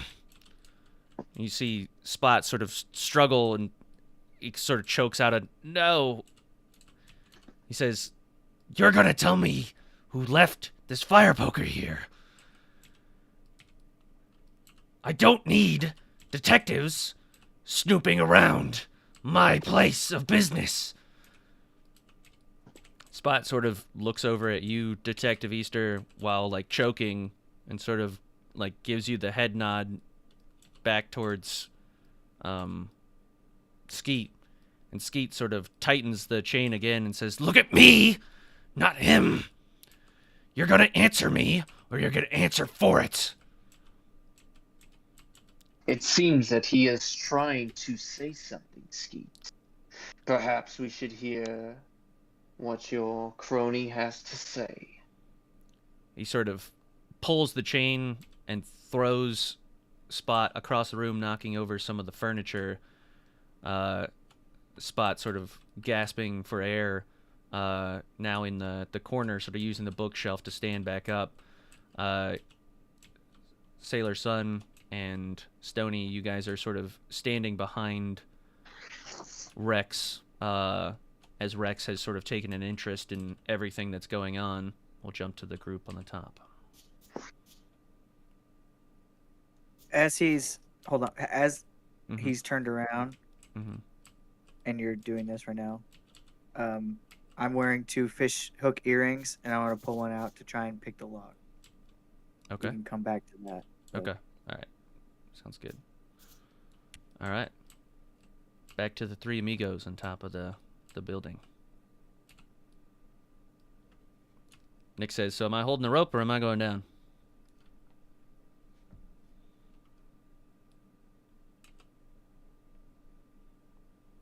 Tyrell? Tug? Guys? I mean, whatever. I'll hold the rope. I'm a great rope holder. I got big feet, so I got good grip. Sweet. Tyrell, can we use your rope?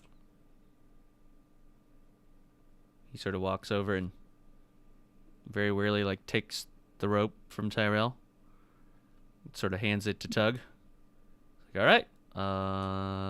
Lower me down, buddy. I plant my feet, start lowering him down. He sort of edges himself over and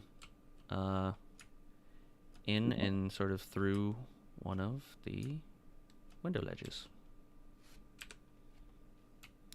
He sort of swings in and he looks and he sort of comes in on top of what appears to be like a master bedroom.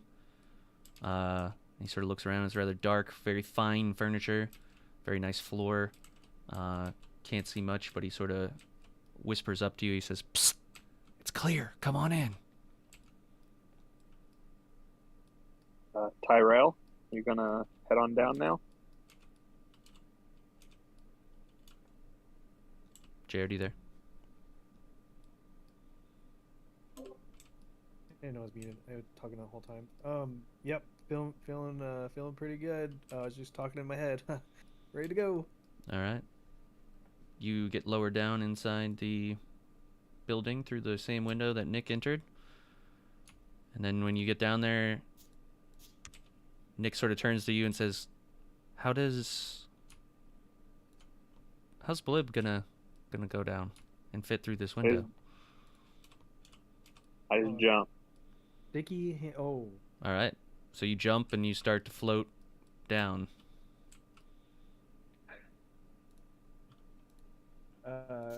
let's reach out. I'm like, I know I can't do it myself, so I'm trying to quickly have Nick like hold you out the window or something? Nick. Yes, help me. We gotta grab.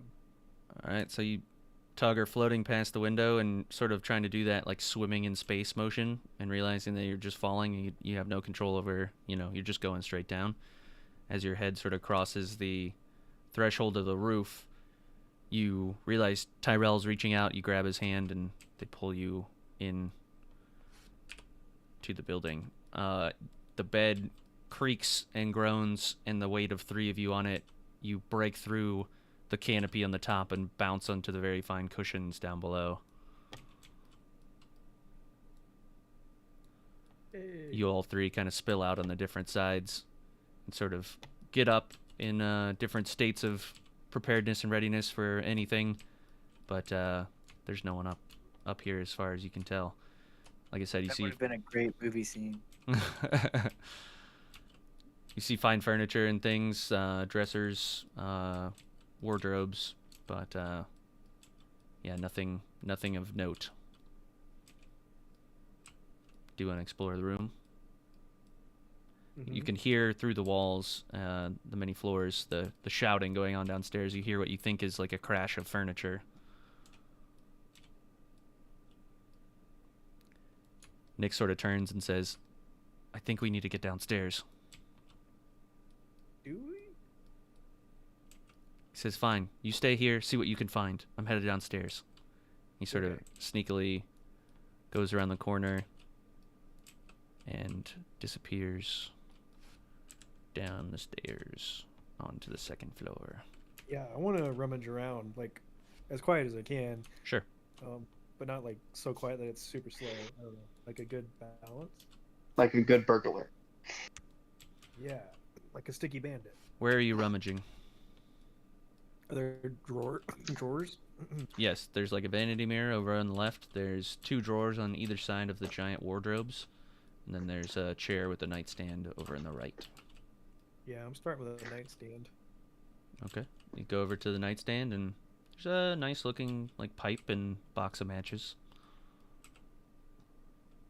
Nice looking pipe. Mm-hmm. Appears to be a little bag of something next to the pipe as well. It's like a smoking pipe. This looks pretty nice. I'm pocketing this. Okay. You just taking the pipe or are you taking everything with it? Yeah, I mean, I'll take the bag. Okay. Leave the matches. Oh, matches. No, yeah, I'll take that as well. Okay. You take all the I things hit off the Y nightstand. to take all. Sorry. Gotcha. All right. Anything else you want to explore in this room? I'm feeling pretty good.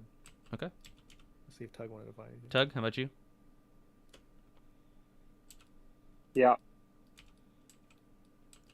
What are you looking for? What are you looking for? Yep. A vase or a bottle or something to rub. Yeah, you look next to the vanity mirror. There's a beautiful bouquet in a floral vase. Yeah, I rub it. All right. It's kind of cool to the touch. The condensation of the night air is on the vase with the flowers, but nothing comes out of it now. The water's nice on your scaly skin. I'm gonna keep looking around for maybe like a, bronze teapot or something. You make your way to where you think the kitchen might be for any kitchenware, cutlery, things like that. You see some bottles, no brass or anything like that, just some like fine liquor bottles and things on a shelf around a table. It appears to just be like a small little, cellar, so to speak.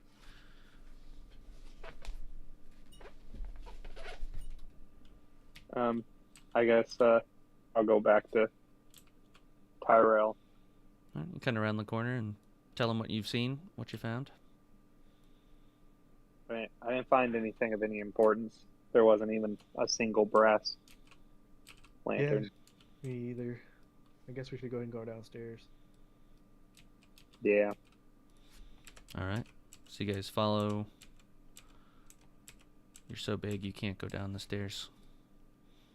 Let me try. You don't. You shouldn't talk about that to a woman. Josh, you have the right to slap him now. So.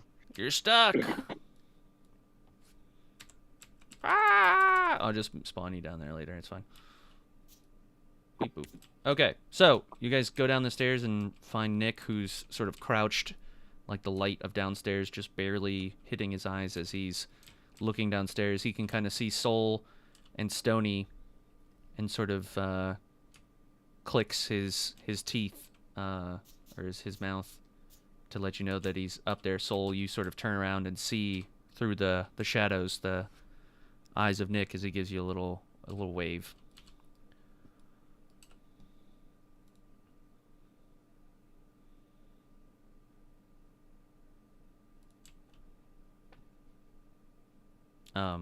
But we'll jump back downstairs. Stony, you said you're attempting to pick the lock on these things? Yep. All right. Go ahead and give me a sleight of hand check. Right. Are there any sort of modifiers with that? Sleight of hand is going to be dexterity. Oh, well, perfect. If you have to ask, then no. Well, I didn't really know. We haven't really done a whole lot of sleight of hand. No, in it this was one. a joke because it's like a magic trick. I'm sorry. What 16. what'd you get? 16. It's kind of hard with the hook. Like you could tell like it's a straight key would take, some doing, but your first like hook can maybe only get to like the first 2 tumblers at best. Like you can sort of finagle them a little bit, but you are too shallow. Like there's deeper notches in the cuff link for you to get to that the hook doesn't allow for its curved nature. Okay. All right. Yeah, I'm gonna pull it back out. All right. Act like nothing happened.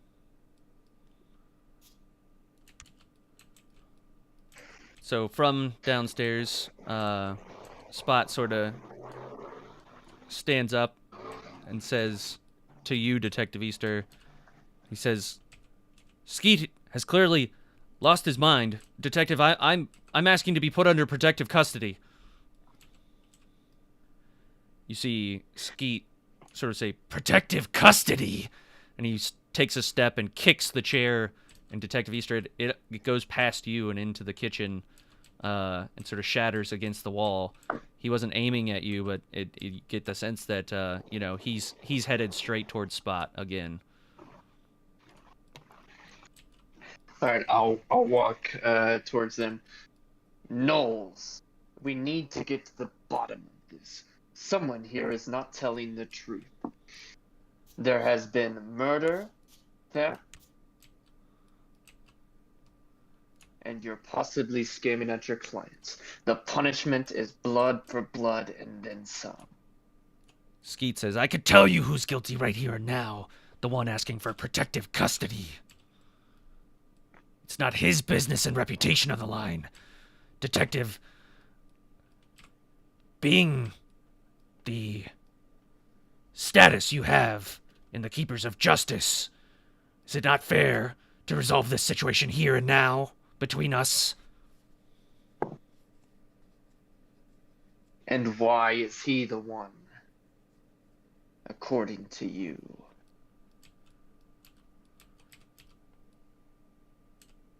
Why is he the one? What? Why is he the one that you know is skimming off the top? Is he the one who does the rounds? I was told multiple Knowles showed up.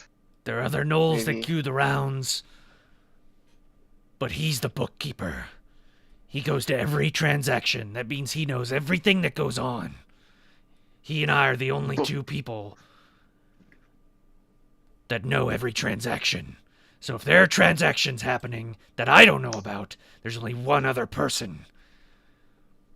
Do I notice scars on either one of them, like patches of fur missing You sort from of recent? look at Spot, and you can see sort of around the collar where one of his brown patches of spotted fur is, there's what looks like a clutch of it gone. Okay.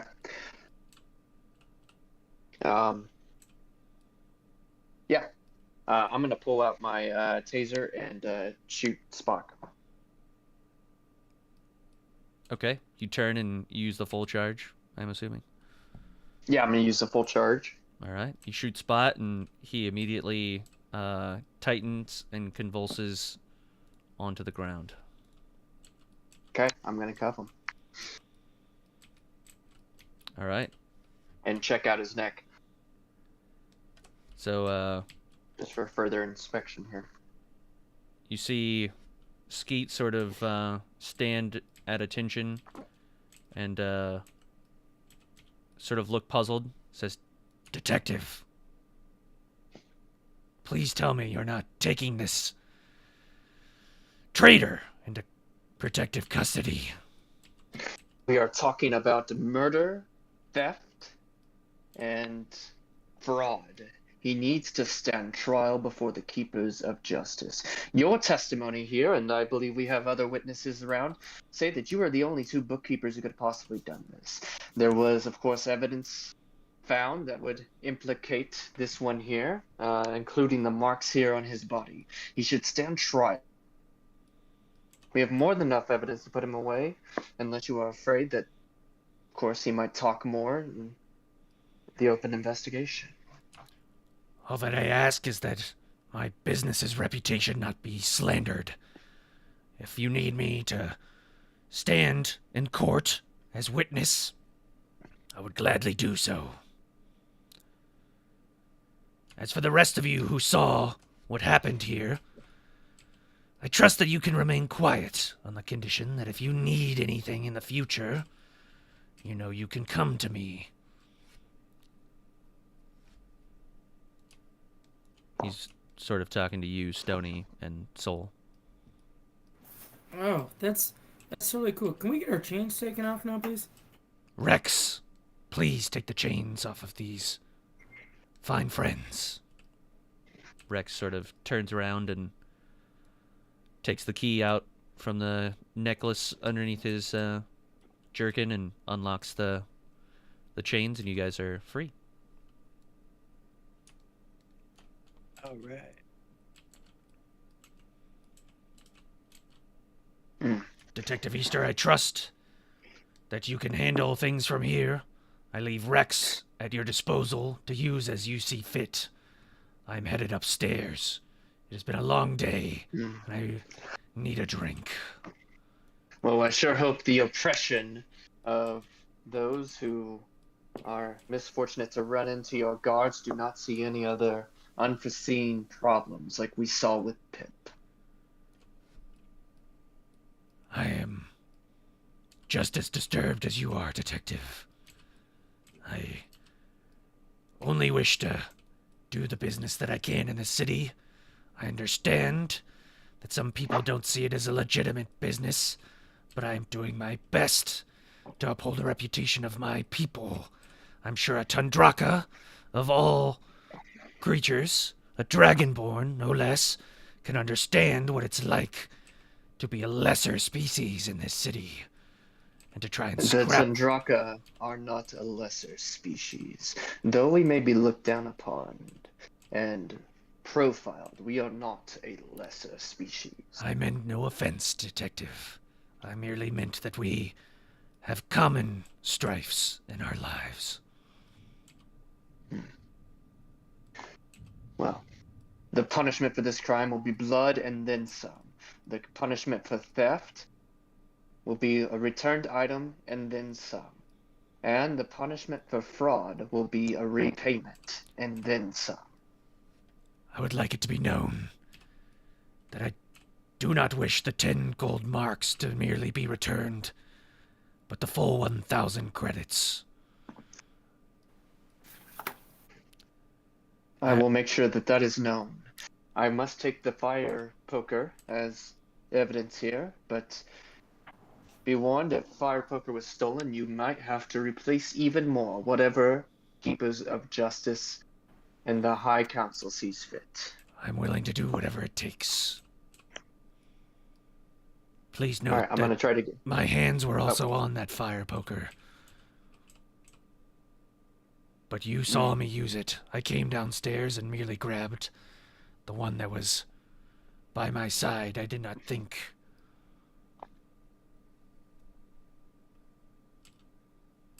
Detective, Understood. thank you. And going you've to been here retire. all day, of course. Yes. And was anybody else here with you? You can talk to Rex and my other guard, Ben, outside the door. Sounds good. I'm gonna try to get the other one up to his feet to Sure thing. get him out of here. Yep, this can be interesting now. All right, so you guys have a reactionary roll. He's headed up the stairs. I was so excited for this. I knew that was gonna happen. So there's windows all around you. They are open, or you can run up to the 3rd floor. I'm gonna jump out a window.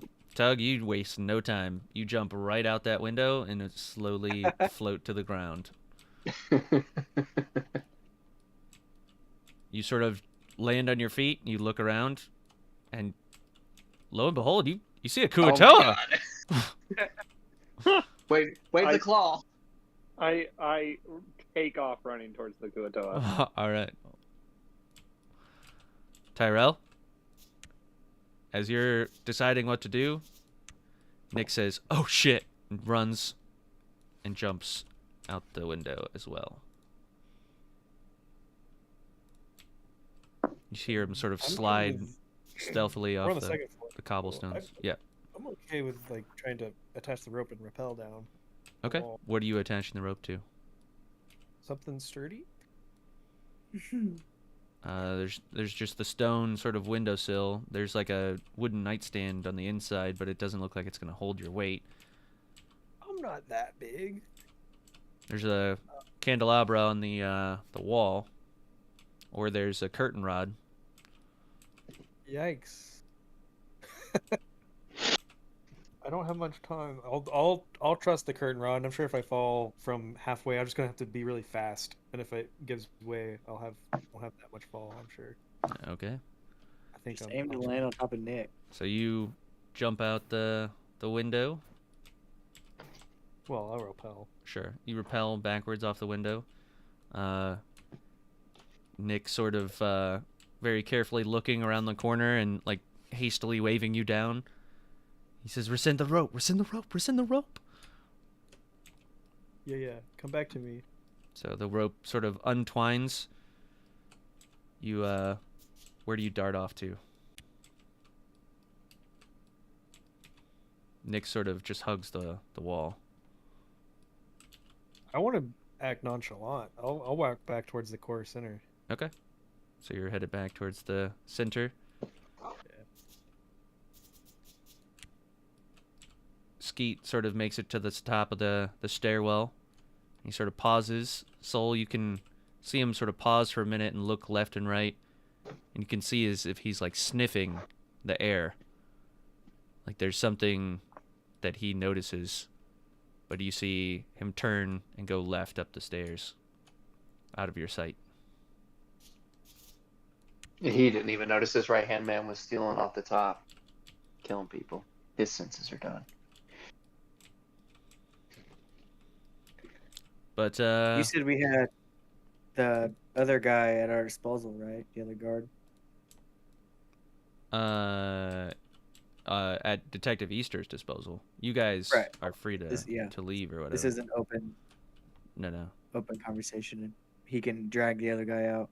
Yeah. So are you guys leaving? Yeah, yet? no, I'm gonna walk right out past the guy, like past him like 10 feet, and then just call my trident back. He sort of looks at you and then looks at where the trident was in his hand. And he sort of gives another hyena cackle and he says, "You're going to have to show me that trick, Triton." Just nod Yeah, I at want him. to Willy Wonka curl forward.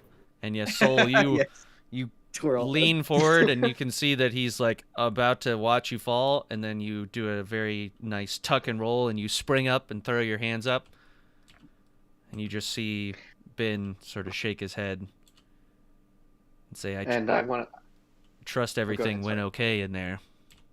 At that time I want to shove the guy I got in handcuffs out and say, "You scumbag! You murdered for money. You're a disgrace to all Knowles." So yes, as And then- you're doing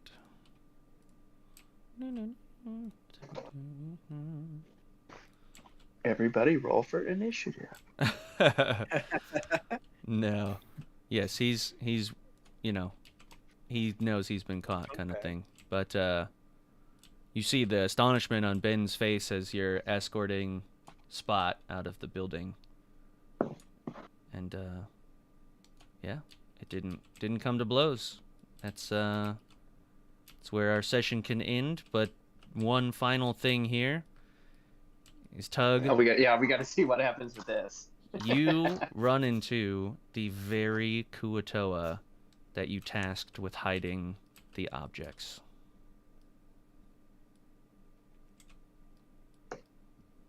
And you see the Kuatoa come up to you and sort of give the 2 fist in the air salute and say, "Blibdu Pulip. Praise be Blibdu Pulip."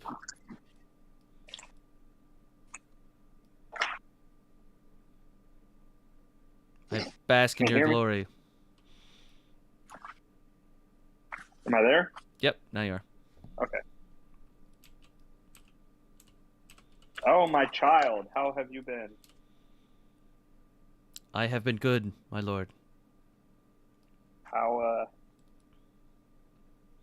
I have How is- successfully hidden the items that you wished to be hidden.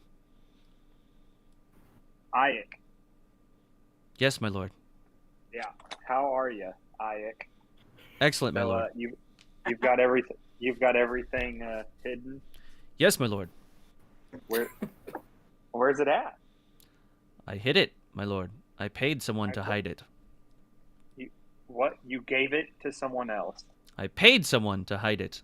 For if I knew its location, it would not be secret.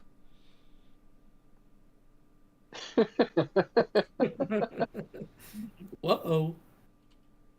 Is there something wrong, my lord? Josh, go and kill him. You need to go find whoever you paid, and you need to get the stuff back. Very well, my lord. I will see to it. Is there anything else before I leave? Just get my stuff back. Very well, my lord. I will do it right away. And you see him sprint as fast as Kuatoa can sprint. Oh boy. Wet footprints, flap, flap, foot. Yeah. It is, yes. I hope he doesn't run through the town square with those illegal items to get back. Over his head. Just like- I'm coming. But wow, that didn't come to blows. I really expected that to get violent. really wanted to go to blows, and I'm kind of upset it did not come. And then we Hey, all decided to kill Spot right there. I was giving you the one chance, Cameron. I don't know if you caught it, but I said that, are you going to continue to oppress these people? Is that what the Knowles are going to do? And I was like, I was waiting for Stoney to oppression and just snap and hit somebody and be like, oh shit, it's all on now. I heard a mic turn on. I was like, oh no, I'm about to have oppression yelled into the microphone. Like, That's what I thought. I was giving Cameron like the one chance because I was going to try to do peaceful. Like if I can arrest somebody, I'm going to arrest somebody because you got to meet your quotas. Yeah. You know, I'm not a sword of night candies. I can't just kill people. Didn't even hear the word oppress. I was just waiting for him. He reacted so calmly. Like, I expected him to be like, just start attacking. And I was like, game on. But I don't know. expected Spot to react No. violently. The lead guy, I thought he was going Oh, to Skeet. As soon as he brought up, like, the fact that that poker looked familiar, I thought it was going to be a typical movie or TV show. Oh yeah, where As he soon as just attacks. murder weapon, it was going to just be game on. But it didn't go down. So. I Well- mean, maybe there's still more information to unravel about this, but I mean, you guys discovered a lot of it, so I don't know. I might just pass this court case off to somebody else. you're free to do that. You have the power to do that. Yeah. But good session. It was only about 30 minutes shorter than usual, but we also got straight into it and not any of the fun facts. So Hey, well, that was good. when I say an improv session, it's not. Mustache dudes. Yeah, it's not usually. I mean, this was still something you guys would get to eventually, but this was always just a little side quest jaunt thing. So just have Well, it in my back pocket. did we get any experience for the adventure? Yeah, I'll give you guys 1,000 experience apiece for Alrighty. a non-violent Nice job. conclusion.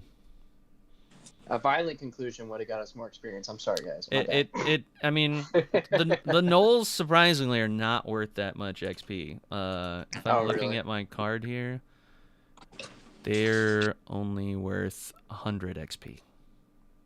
I was thinking of all kinds of situations where I could use a couple different spells, but didn't come to that. Yeah. I was gonna, with my snare spell, I was gonna make, before I make a deal, my custom cultures, we have to sit inside this rope circle, and they just be caught in there. I was thinking of all really ridiculous things. Well, I was it's thinking good of to. my inner illusion to put on handcuffs on Spot if he started to get a little rough, but he just came so quietly. My gosh. Think of all of the incriminating things you could minor illusion. Just get people in trouble. I could have made like 15 fire pokers. Yeah. I mean, you guys have been stealing fire pokers from everybody in this town. I'm taking y'all in. This is the biggest conspiracy this town's seen since the Zoo Warriors. Also, what a weird thing to steal, but okay. I mean, maybe it wasn't Spot that stole it. Maybe it wasn't, but you know what? That's for a court case to decide. Hey, and not this for me. sounds exactly like the kind of thorough investigation that the Keepers of Justice do. Well, we found our guy. There's definitely no other suspicious activity going on. Like, Hey, listen, in a speed run, you got to make your decisions. You can't look back. This guy was blamed for it. This guy was there, and he had the fur missing. Yep. And there's Yep. a fire poker. Yep. I bet. Sorry, that's enough evidence for me to book you. I it's bet- enough evidence for me It to book. marks the spot, am I right? He may be innocent, and I'm okay with him being innocent. But that's enough evidence. I got to bring you in. I bet if you go I'd back like to the people in the curious- district that didn't get their 10 marks off of their payment, and you go and talk to them, that they did pay those 10 marks. Oh my gosh! What? This guy was taking money, but where did the money go? More concerned with the guard who was just like, eh. Oh, you know, he died because he didn't pay his debts. That's just how it goes. That's okay, but all the other shit that the Zoo Warriors were condemned of is not that bad. But like that was just. Well, you guys didn't have the paperwork. Blood for blood and then You gotta some, have man. And that's one of the dread guards, right? So they're by the Oh, book. yeah. Like they're cut clean. Like that's just black and white. Like that's the law. Like if you don't have any money to pay with, then blood for blood, I mean, you pay with your life. Yep. No, I realized it when it happened, but I was just like, that's ridiculous. I mean, it's taking you this long for you guys to be like, "Oh, the like justice system here is totally corrupt and evil." And Hey, not everybody in the city is corrupt. Somebody has to stand as a pillar, a a symbol. symbol. I mean, we recognize that for how evil Detective Easter is, and we're just scared to mention it. Right. Detective Sounds Easter can corrupt. Somebody can be that outcast. Yeah, Somebody yeah. can be hated by the city. he can be what the city needs him to be, where others can't. Yeah. Yeah. It's Dark Knight. Yeah. Sounds a little like Perfect. Russian. All right. Well, everybody say good night to the stream. Right, stream. Good night, stream.